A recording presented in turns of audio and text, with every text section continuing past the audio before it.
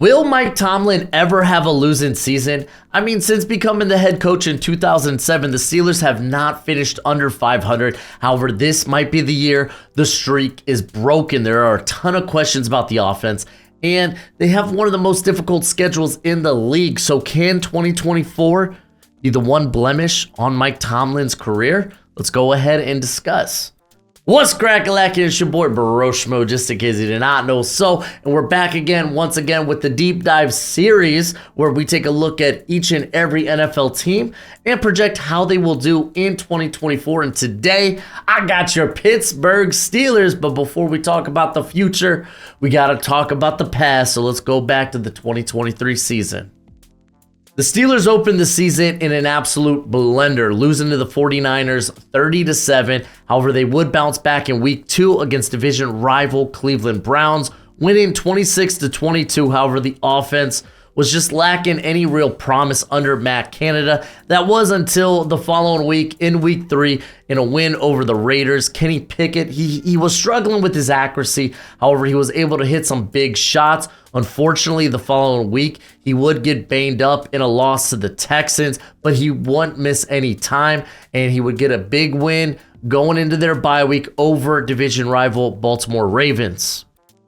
The upward trajectory of the offense would continue against the Rams, and also during this time, the defense was just playing great football, and they would remain a stabilizing force for this team all season.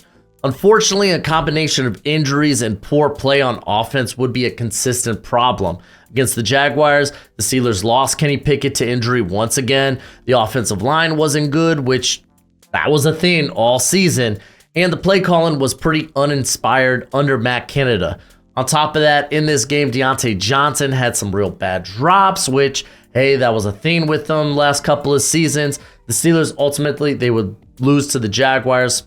Pickett, however, would return to action immediately, but the production was pretty mediocre. The Steelers would get wins against the Titans and the Packers. However, this was largely on the back of the defense. The offense would continue this downward spiral, and offensive coordinator Matt Canada would be fired after a close loss to the Browns.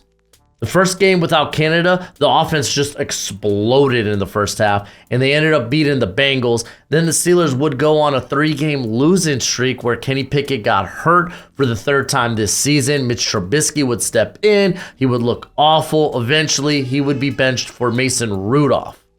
The flip to Rudolph would save the season for the Steelers, and they would finish 10-7 and make the playoffs, where they would lose to the Buffalo Bills 31-17. The Steelers had one of the hardest schedules in football by virtue of just playing in the AFC North. However, the offense struggled to consistently move the football, and even more so win in scoring position, as they ranked 28th in points scored. This squad was carried by the defense, which should come as no surprise. The Steelers usually have a top 10 defense every year, and last year they were 6th in points allowed, with the 14th most efficient run defense and the 9th most efficient pass defense. So it was pretty obvious that they would focus on improving the offense in the offseason. Real quick, I got to give a shout out to today's sponsor, Underdog Fantasy. I absolutely love Underdog Fantasy because I love football, and now that the football season is far and away, it doesn't mean my betting season has to be, because they do all kinds of sports, whether it's baseball, basketball, esports even. They got you covered, whether that's weekly best ball or my favorite, higher lower on player props. So if you sign up at Underdog Fantasy using promo code BROSHMO, then they will give you a first-time deposit up to $250. That's right. That's right. So if you're going to go and bet with Underdog Fantasy, use promo code BROSHMO, take advantage of this offer, but please bet responsibly and bet within your means. In terms of significant snaps, the Steelers lost center Mason Cole and cornerback Patrick Peterson. Both those cats had over 1,100 snaps for the Steelers in 2023. But their production was pretty mediocre. The more surprising move was the parts that they traded, as they traded Kenny Pickett to the Philadelphia Eagles and Deontay Johnson to the Carolina Panthers. Again, this was very surprising, and this seemed to be more of a culture move by the Steelers.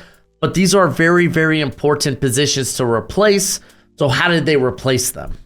Well, the Steelers opened free agency by going out and getting Mr. Unlimited, which I actually kind of like. You're getting him cheap, and he's a bit of a stabilizing force. He's going to open the year as the starter. I know it's fun to say, okay, Russell Wilson, he's a bit of a clown. He's washed, but he played actually pretty well down the stretch for Denver. He just didn't put the ball in harm's way, and I'm going to be honest, he's a better fit for Arthur Smith's system than he was for Sean Payton's. But they didn't just settle there. They went out and they got Justin Fields for nickels and dimes in a trade. This is a cat with really high upside, but now you bring him in a situation where he doesn't have to be the starter immediately. I'm sure part of this is the team wants to be able to develop him, get him acclimated to the system, and then at some point see him during the season and be like, okay, do we have something here? I think more importantly, you're not tied to either of these guys financially after this season. So at the very worst, it's okay, well, we're drafting a quarterback in 2025. Hopefully it's a good class. Or you're going to be actively looking for that option in next year's free agency. You're not going to be tied to big money when it comes to this position. And I actually think Justin Fields is a really good fit also for Arthur Smith's system, which we'll get into that when we talk about the coaching staff. Let's talk about some of their other free agent moves. They also brought in Cameron Johnston. He's played a few years with the Texans as their punter. Patrick Queen, I really liked this move. This is a guy that you've seen twice the last 4 seasons, I believe. I think he's been around the league for about 4 seasons. And someone who has played really well the last 2 years. That's the thing when it comes to drafting linebackers. They typically don't hit the ground running, and you don't know what you have until maybe year 3, year 4, when it's time to pay them. Steelers were like, hey, let's just cut to the chase. We know this guy's good. And it's not necessarily you got him for a bargain, but I think you got him for a good price. He's going to pair up well with like an Landon Roberts, who is more of this thumper. You got Queen, who's this sideline-to-sideline athlete who also offers some upside as a blitzer, because this is Mike Tomlin. This team is going to be blitzing quite a bit. They're typically in the top 10 every year when it comes to blitz rate, sometimes the top 5 and whatnot. So I actually liked that move quite a bit. Kind of already talked about Justin Fields. We'll get a little bit more into him, what he can bring to the roster when we get to the offense. You got Dante Jackson, who honestly, he's kind of this exception, a guy with sub 30-inch arms who's able to play there on the outside. He's been solid enough, someone who's got that flexibility to kick inside and outside. You got him a part of that Deontay Johnson trade.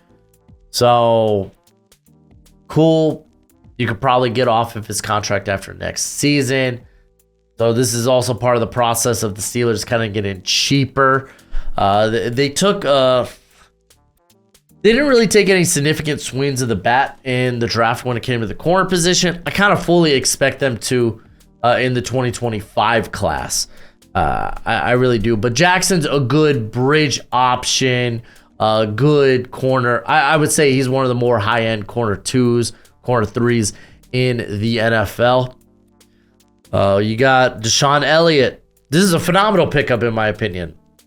I was already a big fan of who they signed, Kazi, a couple of years ago. I think Elliott's just kind of a better version of that. Someone who could play deep, play in the box, could even kick in the slot. Gives you some versatility, but more so a guy who, when healthy, has played really well. So I think this is an upgrade at safety. I'm a big fan of Elliott. Can I say? I just am. Was he with Detroit last season? I can't remember. I know he was with the... Oh, no. I think he got hurt with Detroit. And then he came over and played with the Dolphins, where he actually had a really good season for us. Fins up, baby. Fins up. Also, you got Van Jefferson. I ain't gonna lie to y'all. I ain't too impressed with what y'all have done at wide receiver thus far, unfortunately. Van Jefferson's kind of a wide receiver 4 in the NFL. He's someone who's showed some promise with the Rams, kind of like not fell out of favor, but kind of bounced around the depth chart. Ultimately ended up getting traded. I think it was traded to the Falcons. Didn't really do much. So now he's here. He's going to be actively going out for that wide receiver 2 position. I'm just going to say, I don't love it. I don't love it a whole lot. We'll talk about some of the other moves that they made via the draft, because it was a very offensive-heavy draft for the Steelers. They got Quez Watkins here. He's kind of like just kind of a tall vertical threat. Another guy who you could throw into the wide receiver 4 category when it comes to a roster. I will say Van Jefferson's more of this consistent route runner. Watkins, I don't want to call him a one-trick pony, but he kind of is a one-trick pony at this point in his career. Cordero Patterson, hey, new kickoff rule. I see what you did there. Plus, he's like Arthur Smith's best friend. He just is. Dean Lowry, really just a depth guy at this point. I'll be kind of intrigued if he makes the roster, because it does feel like that this is a team that went in on that defensive interior esque position, and it already feels like they got a ton of good players there. So I don't know, man. We'll see. Kyle Allen, he's going to serve as the emergency backup if things go south with both Wilson and Fields. Let's go ahead. Let's take a gander at what they did via the draft, because I liked it actually quite a bit here for the Steelers. They opened the draft taking Troy Fautanu. They're going to be moving him to the right side. I don't believe he may have played right guard at some juncture, but the dude hits the length requirements when it comes to arm length. And that kind of like turned my perspective on him. I really thought he was going to come in with like sub 33-inch arms. Lo and behold, bam, 34-inch arms. You gotta love it. You love it. And honestly, probably does work out better at tackle. Like, he could be a little light in the pants at times, and that's just going to work out better at tackle. The movement skills are good with him. So I really liked the Fautanu pick. I thought he was actually going to go higher than this, so he ends up going at 20. Will it work out with him moving to the right side? I sure hope so. And then in round 2, pick 51, Zach Frazier. You immediately replace Mason Cole at center. Now, I will say I'm going to be a little hesitant with rookies starting on the offensive line, but those were 2 players that I liked. I get Zach Frazier kind of felt like the John Michael Schmitz of this draft class. Like, oh yeah, he's just going to be a very solid center in the NFL. John Michael Schmitz took his bumps and lumps his rookie year. I expect him to kind of like, not bounce back, but like I expect him to be better in year 2. So Zach Frazier might have some of those lumps and bumps. And then in round 3, they get Roman Wilson. I think he's going to be, I think he's more of a vertical slot receiver. I don't see him as a guy that can consistently play on the outside, but it's fine. Just go out and grab more receiving talent. He is more receiving talent, and he is a little undersized, but I mean, in the slot, that kind of matters little. But he plays with that dog in him. This man will get up and go after it at the catch point, especially downfield. And then they start to address the defense. Well, yeah, with Peyton Wilson of out. He was already a guy with some injury concerns. I guess there's something where it's like a lot of people view him, at least when it comes to his ACL, his legs. I don't know if he's missing an ACL. Again, didn't see those reports, but I did see that a lot of teams viewed him as a one contract guy. Kind of fine with that. I thought he was like the second best linebacker in this class. The dude plays all over the field, gives you that sideline to sideline, but he also plays with a head full of steam. is a little lighter on the lighter side, around that 230 area, but honestly, that's not too light for today's NFL. So I'm kind of curious how early he will be able to see playing time. Round 4, I love Mason McCormick. I thought with his length, his athletic traits, I thought he could probably play tackle in the NFL. But at the very least, this is a cat that has guard experience, a lot of guard experience, by the way, and also took reps at center at the Shrine. So this is someone you're going to be able to develop, and someone you might be able to like bring in if injuries hit at a multitude of different spots along that offensive line. Again, I was a big Mason McCormick guy. I think he was in my top 50. Then they addressed the defense with their 6th round picks, Logan Lee. I like what he can do, man. I think someone who's a bit light in the pants, not going to play a traditional like defensive interior position, like even 3 tech. I get a little queasy at, but I think he can play like a 5 tech or inside 4 tech. Someone maybe can be, again, this is putting a lot on his shoulders, maybe an heir apparent there to like a Cameron Hayward. Again, a lot on your shoulders there, but someone who could be involved in that rotation. That's kind of the spot he's going to be playing in. And then they go after Ryan Watts, who honestly I thought might end up making the transition to safety. But I kind of like that they'll probably keep him at corner and allow him to compete there. Someone who was like a former 5-star, who has that length, has the athletic traits. You just kind of got to develop him, which that's great, man. Maybe that ends up working somewhere down the line. At the very least, you're getting someone who has a ton of special teams experience to his name. So I thought it was a home run draft for the Steelers, but let's go ahead. Let's talk about this coaching staff. Mike Tomlin's going into year 17 as the head coach of the Pittsburgh Steelers, and during his tenure, he has not had a losing record in any given season. Matter of fact, the Pittsburgh Steelers, I believe, the last 22 seasons, they have not finished with a losing record, and stuff like that, records like that are meant to be broken. Now, I'm not wishing on the downfall of Mike Tomlin. He actually grew up where I grew up. He went to Denby High School out in like Newport News, Virginia. I went to Bethel High School out in Hampton Roads, Virginia. So I like seeing him succeed, but it feels like the last couple of years we've been waiting. We've been watching. We've been watching. See if this will be the year. And I feel like this season there's a chance. There's a chance. But let's talk about Mike Tomlin, the football coach. He was formerly the Vikings defensive coordinator. Before that, he served as a position coach with the Buccaneers under guys like Monty Kiffin and Tony Dungy. And the dude's just a phenomenally good defensive coordinator. He truly, truly is. He's a guy that he comes in with that. He likes to bring in a lot of heat. Last year, he was 6th in blitz rate. He's typically in the top 5. He plays this attack in 3-4.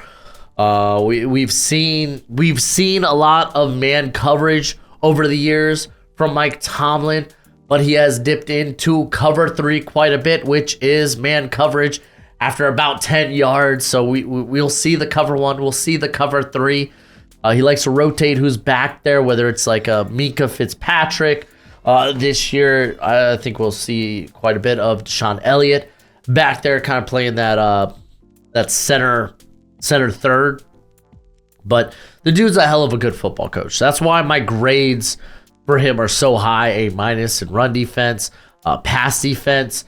I currently have it at B. That's kind of largely based on the unit. He did have a few years where he had guys like Artie Burns playing corner, but like the dude is a phenomenal head coach. He is a top 10 coach, top 5 coach in the NFL. There's a big reason why his coaching staff doesn't really leave. There's not really an exodus on the defensive side of the coaching staff. You got Tyrell Austin here, who was promoted as the DC in 2022. Prior to that, he was the defensive backs coach. He has served as the assistant, I believe as a defensive assistant for the squad as well. Prior to that, he had stints as the Bengals and the Lions defensive coordinator. He also was a defensive backs coach for teams like the Ravens, the Cardinals, the Seahawks. So this is a guy that is very tenured. He is very familiar with Tomlin's scheme. He goes in there and he helps run it. We're going to talk about some of the other defensive coaches on the staff, because I actually big fan of the defensive side of this staff. But let's talk about the big change. Oh, Canada is gone. Enter Arthur Smith. And I know there might be a bad taste in your mouth when it comes to Arthur Smith based on his tenure as the head coach of the Atlanta Falcons. But let's not forget, he was one hell of an offensive coordinator for the Tennessee Titans. This was during Keenan Henry's time. So we are looking to get that run game back to the dominance and the efficiency. There's the word. There's a word I can say. The efficiency it was once. So he's looking to help do that. That's why they went so in on the offensive line during the draft, because I think they do have a very capable running backs there on the roster, which we'll talk about in a little bit. But what to expect when it comes to schematically, when it comes to Arthur Smith's system. This is very much an outside zone blocking scheme. He likes to stretch plays. He likes to stretch the field horizontally around like first 10 yards, and then he likes to set up that play action. If you're a quarterback that can run, he loves himself some bootlegs. He truly, truly does. I don't know if Russell Wilson can really do that too much nowadays, but I sure know Justin Fields can. But he likes to attack vertically with that play action. He does. And he's going to have some targets like George Pickens. This is a guy that, hey, if he's going down the field, he can go up and go get it. So he's got some weapons, man. He really does. Again, it was kind of a bad stink when it came to his tenure with the Falcons, which kind of impacts his grades for me. Again, B+ when it comes to the running offense, when it comes to the passing offense. C+, I do expect that, though, to be a little bit better. I know it's a little hard to remember back in the day, but this was the guy that essentially turned Ryan Tannehill around. Really, and it was a quick fall for Ryan Tannehill. Miami Dolphin great, fins up, baby. But I think Arthur Smith is the right man for the job. I am excited for his tenure here as the offensive coordinator. But let's talk about the remainder of the coaching staff here, starting with the offensive side of the football. As Pat Meyer, he has been the offensive line coach here for quite some time, or at least the last few seasons. He's really the only guy, in my opinion, of note. Not too familiar with the rest of the staff, but when we get to the defense, there are some dudes. Like Grady Brown's been one heck of a secondary coach there. Aaron Curry, I'm a big fan of former football players coming in and becoming coaches. Aaron Curry was kind of a top 5 bust. He was like, I think, drafted like 4th overall by the Seahawks. Things didn't really work out with him. He entered here as an assistant coach, and now here he is, the linebackers coach for the Steelers. It gets me excited. Carl Dunbar has done a wonderful job with this defensive line. He truly, truly has. I mean, this is why this is one of the most feared defensive fronts in all of football. You could really link the development of guys like TJ Watt, Alex Highsmith, guys like Stephon Tuitt from years ago. You got Cameron Hayward. Like, he deserves all the flowers in the world for the development of guys like that. But hey, let's go ahead. Let's talk about this roster. Let's talk about this offense. As per usual, you will see my grades for each position group over here. The guys here I have listed as starters are the guys that I think are going to be the lead snap getters. Now let's just go ahead. Let's start with the offensive line because I have some hesitancy with the offensive line. They're going to be essentially starting 2 rookies here with a second-year player in Broderick Jones. And this is where I'm kind of a little dumbfounded, but it kind of is what it is because Broderick Jones, a large majority of his snaps, he played over 700 snaps at right tackle last year. Now you're going to move him to left, and you're going to move Troy Fautanu, who for the last 2 seasons have played a large majority of his snaps on the left side. So now you're flipping these 2 guys. When I didn't really think you had to, but maybe it works out. I think they're both talented enough for it to work out. So I'm not too worried, but I do think there will be some bumps and lumps along the way. When it comes to the other rookie I have started on here, it's Zach Frazier. Listen, I really do think he's kind of in a similar boat as Jean-Michael Schmitz in terms of guys, what their upside is coming into the draft. I think they both project to be solid centers in their NFL career. Will they ever be like top 10 guys? I think they'll hover around that. But as we saw with Jean-Michael Schmitz, I do expect Zach Frazier, if he wins the starting center job, Nate Herbig is there. But there will be some lumps and bumps along the way. So it's not all going to be gumdrops and cotton candy to start it off. I do think we're gonna see some growth as the year goes on. James Daniels, I think he's one of the more underrated players along this offensive line. Someone who has the flexibility to kick into center if you need him to, if injuries occur. Is he like phenomenal? No, I think he's a pretty like above average player, but a good player nonetheless. You typically, when it comes to the offensive line, you don't want to have that one weak link because it only takes one for you to get completely exploited there on the offensive line. So I think he's fine. Same with Isaac Simalu, who in his first year with the Steelers last season, I thought was particularly good. Someone who kind of broke out there in Philadelphia. But still, again, it kind of like rests on the shoulders of how good will these rookies be right out the gate.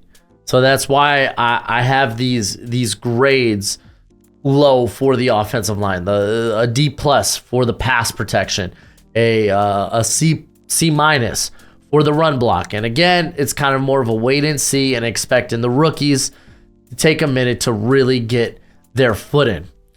And then let's just talk about quarterback Russell Wilson, dude. They say he's gonna be the starter. That's the anticipation. I think as long as he's healthy, he will be the starter for the squad. I would love to see Justin Fields. I truly would, man, because he's got more years ahead of him than Russell Wilson. He's got more upside at this point than Russell Wilson. But Russell Wilson, again, gives you some more stability. I think he's a good fit for this offense. Again, play action heavy. Looking for that deep ball that's kind of more akin to what he did in Seattle rather than what Sean Payton was asking him to do last couple of seasons or last season. But Justin Fields, it will be someone to kind of watch out for. Again, these are guys that are more mid-level starters at this point until they prove otherwise. And then we got the weapons, man. I don't love the weapons. I love the backfield. I love the running back room. Like Najee Harris, I think he's probably gonna edge out. You got Jalen Warren there in snaps. I do think Warren was the more exciting player last season, but and the snap totals will be close, as you had 606 snaps for Najee. You had 547 for Warren. So like I think that they're gonna ride with Najee, but it's gonna be close. It's a two-headed backfield here. It really is. We'll get into the depth in a second. That's why I'm so high on the running back room. But the playmakers just aren't there right now. They're just not. Like George Pickens, the dude started his breakout last year. That's great. But behind him isn't much. Like Van Jefferson's going to be competing for that wide receiver 2 spot with guys like Quez Watkins, maybe Scotty Miller if he makes the team. You're not feeling good about wide receiver 2. Then you move into the slot. I truly believe Roman Wilson is going to be a majority slot player in the NFL. Like, even if it is like a split, I think we're looking at like a 65-35, 70-30 type of split, where the amount of reps he'll take in the slot compared to the reps on the outside. You do have a bit of a gadget player there in Calvin Austin, also in Cordero Patterson. But again, none of these weapons are making you just like slap your knee and go, hell yeah, these are my guys. They're just not. But Pickens, really good fit for the Arthur Smith system. We'll see how everything else comes together. I feel like they kind of got role players in that regard. Again, like Watkins, he's a vertical threat. Jefferson, he's going to be someone that can attack more of the short to intermediate. And then you got Pat Freiermuth. Unfortunately, was banged up last season a little bit. But I think he has the chance to be a top 10 tight end in the league. But he's got to stay healthy. Last season, ended up only having...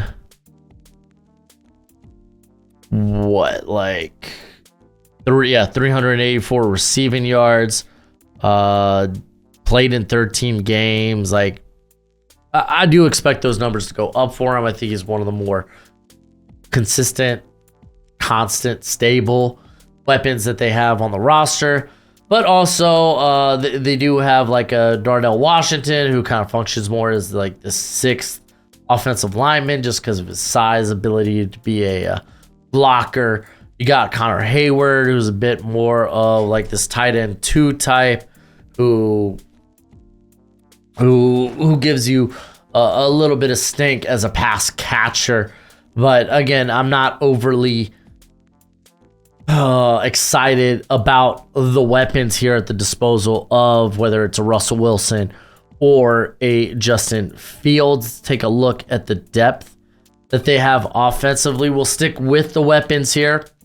Scotty Miller, Quez Watkins, they're kind of vertical, speedy, deep threats. I truthfully believe only one will end up making the roster. You also have like a Calvin Austin, who is a bit more of this gadget type of player. Patterson kind of fills out that role as well, just with better size, more running back. Austin, more of a receiver. Des Fitzpatrick, kind of a long shot to make the roster, just kind of a big body possession receiver. Marquez Callaway, journeyman type. Not a lot of other guys at the disposal here. Like Jacob Copeland might be a name to watch out for, who's got some good vertical ability, just fits what this offense is going to want to do. When it comes to the tight ends, talked a little bit about Darnell Washington, good red zone threat there. Connor Hayward gives you some flexibility where you can line up in the backfield as like an H-back, or just line up as a tight end 2 as a receiving threat. Mecole Pruitt, someone who's just been familiar with Arthur Smith going back to his time in Tennessee, going back to his time in Atlanta. He's probably going to make the roster here. Couldn't tell you much about Ronnie Williams, but he's probably on the outside looking in. And then let's talk about the backfield in terms of the running backs, right? You got Cordero Patterson. He's going to be more of your special teams, your return specialist. That's how he's going to function, but he brings a good pass catching threat to this backfield, though I do think like Harris and Warren are pretty fine in that regard. Beyond those guys, though, like Michael Pirine, never been a big fan. Dude's just kind of a thumper. That's about it. You have Deshaun Edwards, who is a UDFA out of Georgia, a little bit undersized, not really that dynamic, though. Couldn't tell you much about the likes of like Jonathan Ward, Aaron, was this Champklin? Couldn't tell you much. I honestly, first time hearing that name. So someone who's just kind of not on my radar. Jack Coletto, former, I believe it's Oregon State, kind of played tight end, but also serves as like a fullback.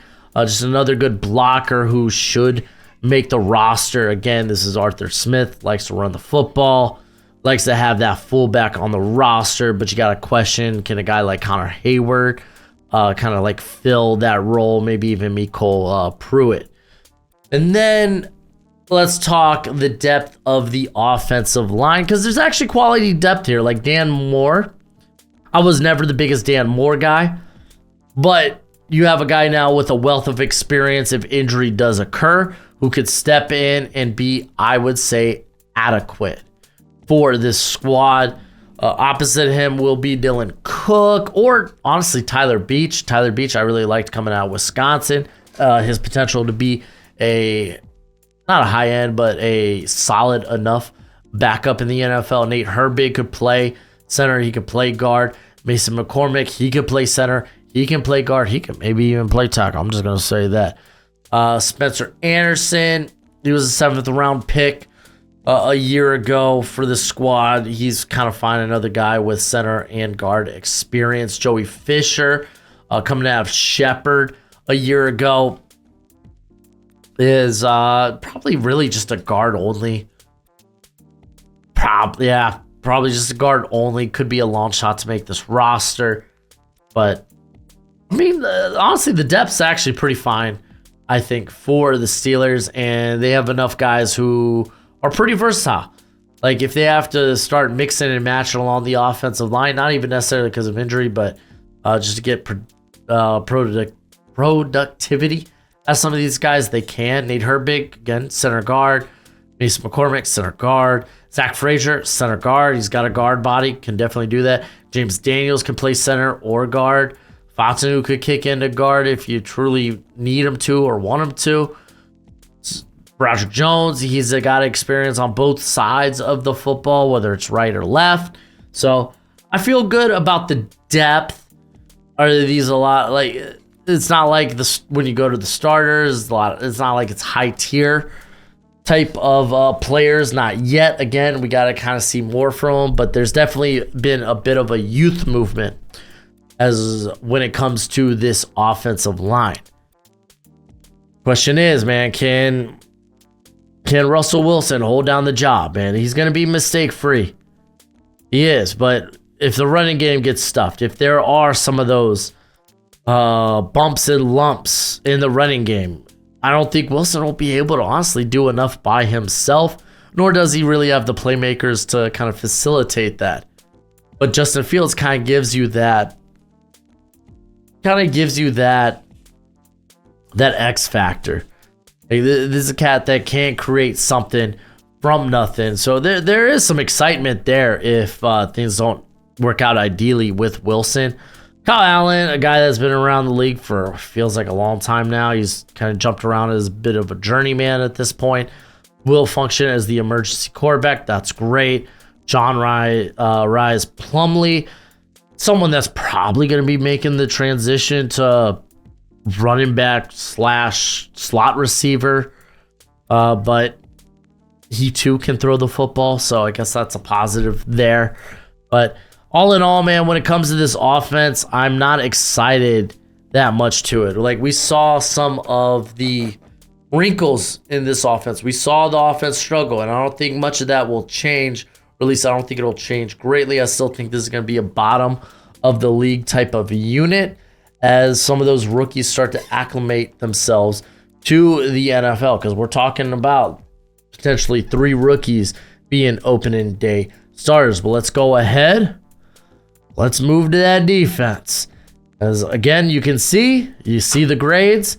Yeah, they're a heck of good. A- in run defense, A in pass rush, B- in coverage. And that's really just because of what they have currently there. All in all, though, it's an A- squad. This is, I think, for another year in a row. This is going to be what carries the team, the ability of this defense to not allow a lot of points and keep the offense in the game for as long as possible. They do have a few new starters here and there. Let's actually start with a return in piece on the defense in the form of Cameron Sutton. Back with this squad, still figuring out the legal issues that he has, but due to his familiarity with the defense, I think he's probably going to end up being the starter, whether it's in the slot or maybe on the outside, because Dante Jackson, again, he's kind of got some size issues when it comes to his length, can also kick inside and out. So it's just they got some veteran bodies there. I like that. I think that's good. That's solid. But Cameron Sutton, being very familiar with the defense, I think gives him a leg up when it comes to the start and slot position, because that's a bit of a hole. It truly is. They try to get by with who was the scrub? Sullivan. Can't remember his first name, but I wasn't a big fan of that. I thought he was best used as depth. But I am kind of curious with some of their UDFAs if they can maybe crack into the start-in lineup at some point this year. Joey Porter Jr. was very good for the squad last year. He's going to get to start opposite of Deontay Jackson. And then they have some young guys back there at corner, maybe kind of hoping one of those guys develop. We'll talk about that when we get there. But Mika Fitzpatrick, one of, if not the best safety in the NFL, a guy that can work in the slot. He can work deep. You got Deshaun Elliott coming in there as a starter next to him, just essentially at this point better. Was it DeMonte Kazi? Ooh, I've always been a big Kazi guy, but like, dude, Elliott's a dude. Elliott is a solid starter, and they were able to bring him in for cheap. So I like that quite a bit. I got a little bit more confidence in the secondary than I did at let's just say at one point in time. They add Patrick Queen to his linebacker core. You got Cole Holcomb coming off the injury. We also have they drafted Peyton Wilson. So like they got some names there at linebacker. And this is a team that has been struggling for so long trying to find some consistency at linebacker, dating back to when they drafted Devin Bush, and just things didn't work out there. But they got the thumper in Roberts, and I'm hoping they could use Queen to the best of his abilities. If you're just looking at him as this very athletic linebacker that can hang in coverage, then I think you're looking wrong, because what he offers as a pass rusher is can be special. And again, this is a team that likes to blitz. They were 6th last season in blitz rate. So I'm not at all that worried, but when it comes to this defensive line, it is freaking scary. TJ Watt, one of the best edge rushers in the NFL. Opposite of that, you got Alex Highsmith, who honestly stepped up, got paid, deservingly so. Wasn't nearly effective when TJ Watt did miss some games. That was more apparent, I think, in 2022. But he is a very, very high-end, good edge 2 for this squad. We'll talk a little bit about the depth that they have, or at least don't have, at the edge position. I say don't have. Like, I'm a big Nick Herbig guy. I'm a big fan of him. If you're using him as like a pass rush only option, I think I like that, and I like that a lot. On the interior, there's going to be some questions about who ends up being like the lead snap getters here. I'm going to ride with Larry Ogunjobi. He's just someone who naturally fits that defense, gives them a bit of a big body to work with. Cameron Hayward was edged out by Keanu Benton when it came to snaps along the defensive line. A lot of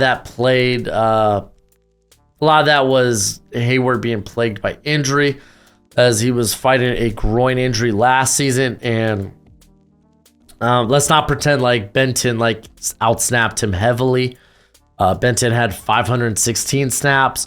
You had 497 from Hayward. So I'm going to lean with Ogunjobi, who had well over 800 snaps for this roster last season, and then a healthy Cameron Hayward. Just going to roll with and lean with those guys. But that is, along with Keanu Benton, Nick Herbig, this is a very scary front four. It truthfully is. And they got the rotation pieces just even when they do get banged up, or even when those guys do have to come on the field, that they got the rotation pieces still be very effective and efficient when it comes to the roster. Let's just talk about the rest of the depth, though. As Isaiah Loudermilk, he's been with the squad for a while. He's exceptionally mid to me. Montravius Adams has flashed at points for this roster. Last season, 16 pressures on 400 some snaps. It's a fine number for a rotation player. Dean Laurie, he's kind of a journeyman at this point. Can he stay healthy, if anything? Good depth piece, but I'm kind of looking for like Logan Lee to maybe usurp like a Loudermilk or a Laurie in the rotation, in the depth chart. When it comes to the, I don't want to say no, yeah, let's go with nose tackle position, or guys that can actually fill in that regard. Like, that was something Benton did a lot at Wisconsin, but I do think he's at his best as like a penetrating 3-tech. You got Braden Fajoko. He's kind of whatevs. Kind of is what it is. He's an okay player. Yeah. Jacob Slade, journeyman. DeMarvin Leal, someone I loved coming out of Texas A&M. Just hasn't developed into the player I thought he could become. So kind of is what it is. But I mean, again, this is a team with a good amount of depth there. On the defensive interior, you move out to the edge position. And again, big fan of Nick Herbig. Last season, he was able to get 10 pressures, 3 sacks. And that was only on 81 pass rushing snaps. So he was exceptionally productive when on the field. Remember, like, their edge 3 last season was like a Marcus Golden. So I think I have no problems with Herbig kind of stepping up into a bigger role. Kyron Johnson is undersized, but another guy that can go and get after it.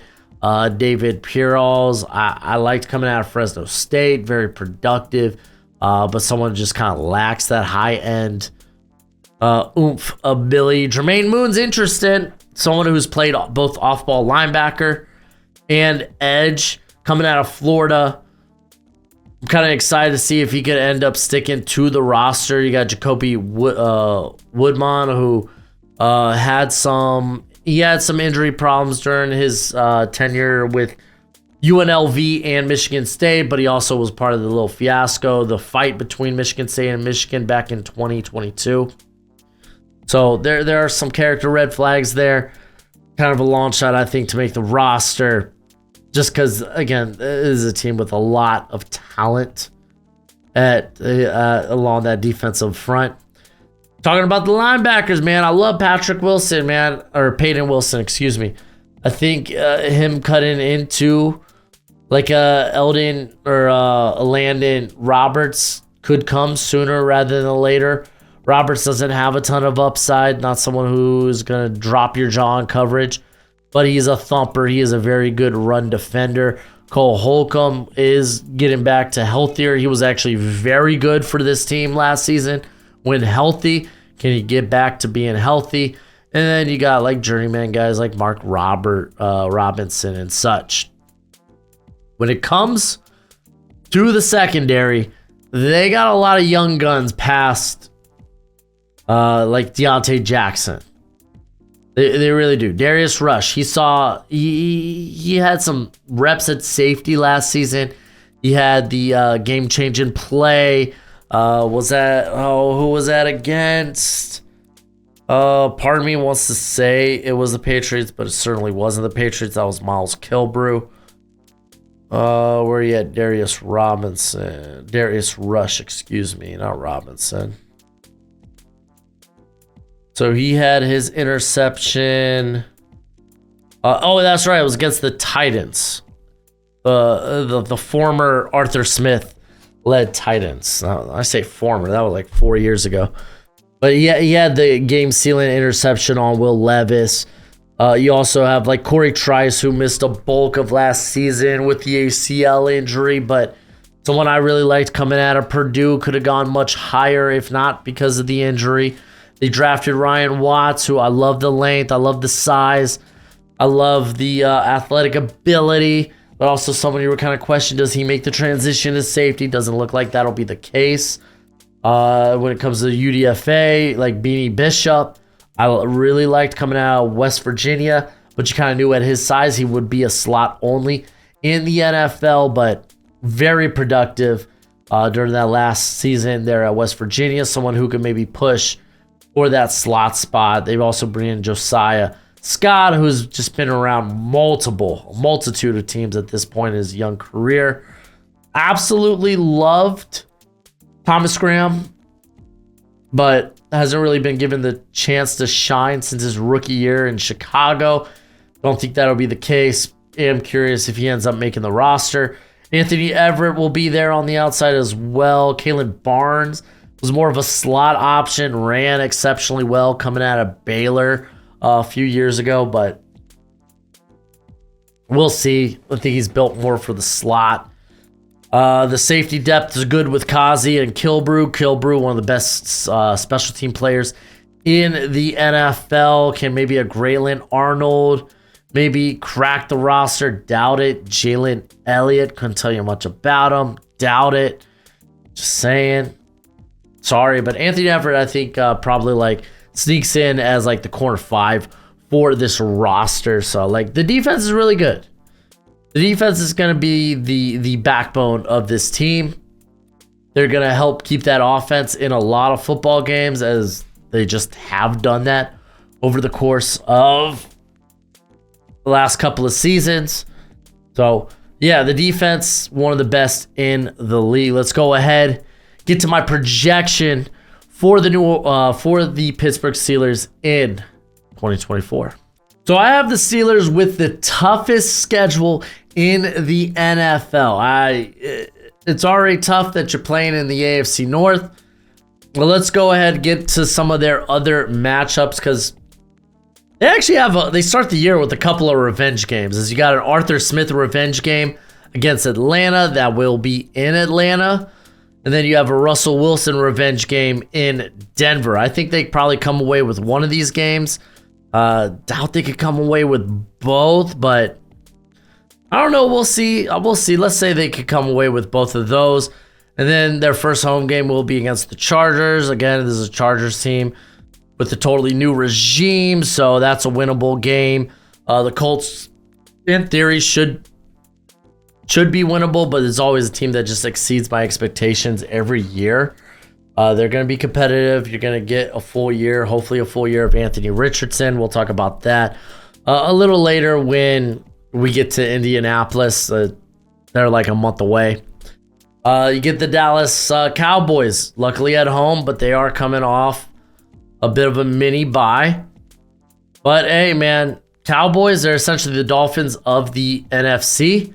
So yeah, that's a winnable game. You could say the Raiders, who they're trending in the right direction with really only one big question being quarterback. So let's give that to them. We could talk about the Jets. That's a winnable game, depending on if Aaron Rodgers is healthy. Depending if Aaron Rodgers is healthy in general. But you go into the bye with 2 home games against both New York teams. Should feel good. So like going to they have the potential to be like 7-1, I think, going into their bye. I think more than likely though, probably 6-2 going into the bye. You get Washington out of your bye. It's not at home, but again, Washington team kind of in a rebuild. I think it's very likely you're probably just going to split games with the AFC North. So let's just go ahead and give the Steelers these home wins. And then it's just, man, you finish out after coming out of that bye, it's Washington, and then it's a freaking gauntlet. The freaking gauntlet. then you immediately have 4 straight divisional games. We're talking Baltimore. You get the Browns in Cleveland. You get the Bengals in Cincinnati. And then you fortunately get the Browns, well, at home. So, like, that's going to be a tough go. But then you finish the year with the likes of the Eagles, the Ravens, the Chiefs, and then the Bengals. Presuming the Bengals might be healthy. That's going to be incredibly tough. Like, that home stretch sucks. They might be lucky to get 1 win there. Let's give them one at home against the Chiefs. Maybe the Chiefs lock up their seed and they don't need to play the last 2 weeks. I doubt that's the case, but let's go with that here. So that would give them 11 wins. That's a winning record. It's a winning record, and it's Mike Tomlin. Mike Tomlin wins. That's just who he is. So this could be an 11 or 12 win team. But that's if things go according to plan and given their current, status at quarterback. I don't think it's going to be nearly that stable. I think it's going to be volatile. Russell Wilson's not going to... I do think Wilson, he's winding down the end of his career. I do think we're going to see Justin Fields at points, which, I mean, that could be really good. That could be really bad. I think more than likely this team's going to be hovering around the maybe 9-win area. It's just truthfully what I believe. And that's about where I have them at. And I'm actually going to go ahead. I'm going to lowball them. I got them with 7 wins. I got them going 7-10 next season. And that's probably the floor. If we're going to be honest, that's the floor because Mike Tomlin, all he knows to do is win football games. But in all honesty, man, I don't think you win both these games. I think you're gonna end up losing one, whether it's the Falcons or to the Broncos. I think the Colts are gonna be a tough ask. I think, honestly, I could see Dallas winning this one. I could see the Jets because I'm just anticipating Aaron Rodgers to be healthy. Like, if that dude gets hurt, ends up missing a lot of time, then he's probably calling it quits. And I don't know if I'm ready to see the NFL without Aaron Rodgers just yet. But then, we get to these other games, and like it is a tough slate for the Pittsburgh Steelers. Even then, I have them at 8-9. Say maybe a Raiders sneak a win, 7-10. Again, I am admittedly saying I'm closer to the floor with this squad than probably where Vegas has them. Like, probably Vegas has them at like 9.5. And honestly, 8 wins is probably more in the wheelhouse. But go ahead, you let me know what you think in the comment section below, Steeler fans. If you want more deep dives, check them out down here. Or if you want to get an early start into looking into the 2025 NFL draft, well, I'm doing my summer deep dive position by position. You can check out that playlist down here as well. But as always, until next time, you be easy, my friends. Later.